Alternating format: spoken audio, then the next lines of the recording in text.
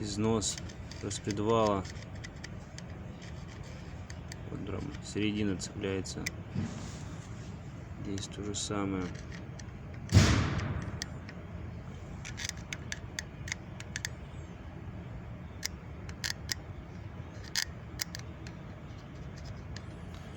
То есть выточила, получается, распредвал, как бугель стоял.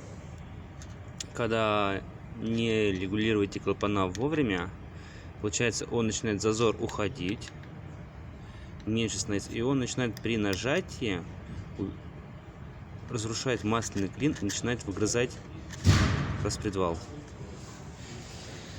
И получается очень большие зазоры, где-то в 0,4 даже, не меньше, а больше становится.